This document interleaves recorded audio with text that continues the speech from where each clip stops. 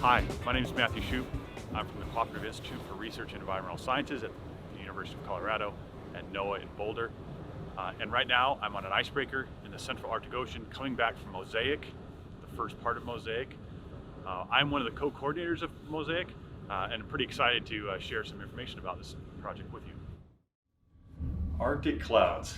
I want to talk about Arctic clouds here. Arctic clouds are so important in the Arctic system in general. They play this really important role in terms of energy transfer in the system.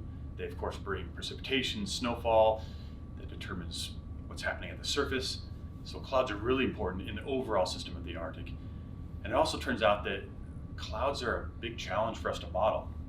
We all rely on models of clouds for predicting the weather, for example, telling us what the temperatures are going to be like tomorrow or how much snow is going to happen.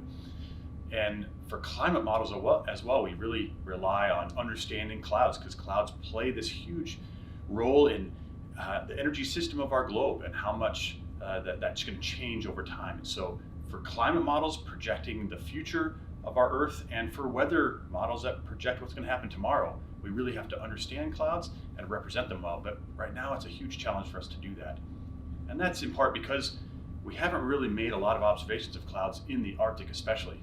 We look at clouds elsewhere on the globe, and it's not clear how representative those are of the clouds we see in the Arctic. So we really need to go there and observe the clouds more in the Arctic system.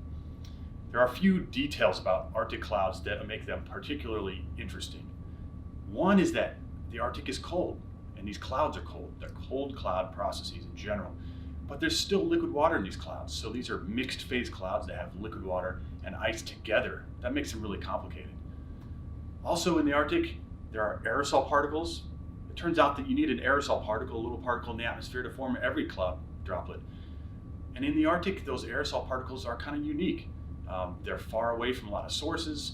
We don't really understand where they come from or what they're made of or how they really behave in clouds. So we really have a lot of uncertainties about the aerosol contribution to clouds in the Arctic. Also turns out that Arctic clouds are really thin, and that makes them really sensitive to change. So if we have a change in the system, like in the temperature, that could affect how the clouds behave. So these are some of the ways in which Arctic clouds in particular are unique relative to global clouds. Let's think about how clouds behave in the Arctic system. They play two really important roles as far as energy transfer goes. One is they shade us. They shade the surface from the sun. So that's a cooling effect, making the surface cooler. On the other side, well, the Earth is emitting radiation and clouds can act as a blanket and they can trap the Earth's emitted radiation and send it back down to the surface. And that's a warming effect. So we have this cooling effect and we have this warming effect. And those two things play out differently depending on where you are and the time of year. So if we think about, for example, the Arctic winter time when there is no sun, well then clouds are just warming the surface. And so it turns out in the Arctic, overall, if you average everything over the whole year, clouds warm the surface. And that's pretty unique because globally, if we think about the whole globe, clouds are cooling the surface. So in the Arctic, clouds warm the surface. This other important thing is the phase of the clouds. What are the clouds composed of? Liquid and ice, sometimes together. And why does that matter? Well, it turns out that liquid and ice have different effects within a cloud system. We can all feel this and experience this in our whole lives. We can look, for example, at an overcast, cloudy day. It's all dark out. These are liquid water clouds. They really shade us from the sun.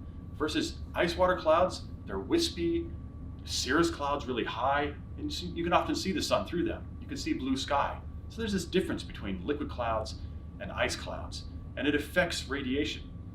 And so this affects the state of the Arctic system, really importantly. We can think just in the wintertime when it's dark out, the Earth, the surface is emitting radiation to space. It's cooling and the atmosphere is not sending much radiation back down to the surface. So there's this deficit, this loss of energy, the surface is cooling.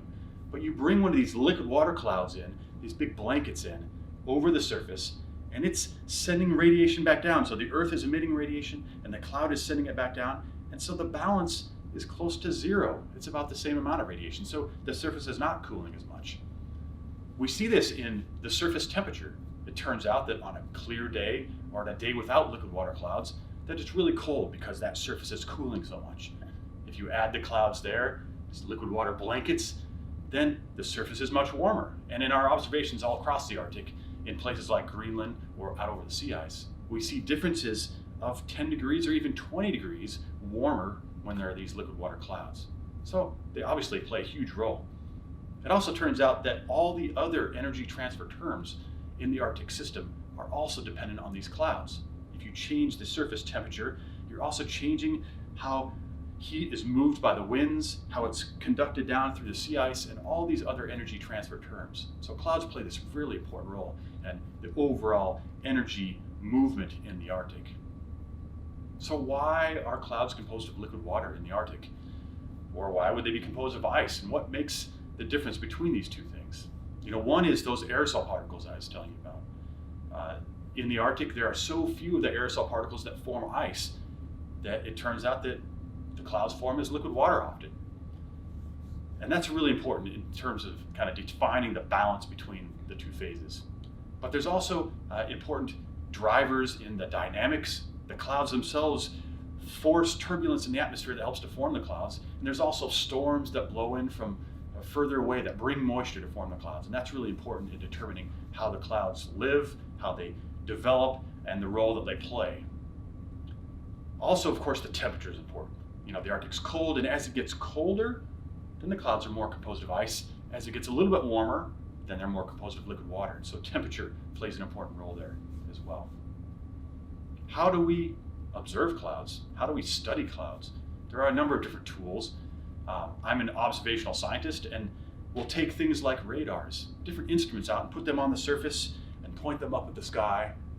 And they'll send a signal up, and that signal will bounce off of the clouds and other parts in the atmosphere and come back down to our system. And that return signal tells us something about the clouds. It tells us how much water's in the clouds, how big are the particles in the clouds, and many other details. Or maybe we fly an airplane through the clouds or send a balloon through the clouds. There's lots of different ways to observe clouds to tell us about the nature of those clouds. And then we also have modeling tools where we've developed models that help us to understand the formation of cloud particles or how they move around or how they interact. And it turns out if we use these observations and these models together, we can understand clouds holistically. Arctic clouds are such a complicated puzzle. We've been studying all different parts of that puzzle to try to put them together to understand them and their roles. But it's using both of these tools, these models and these observations together, that's helping us to make progress to understand the clouds and ultimately to represent them better in clouds and climate models. Thank you.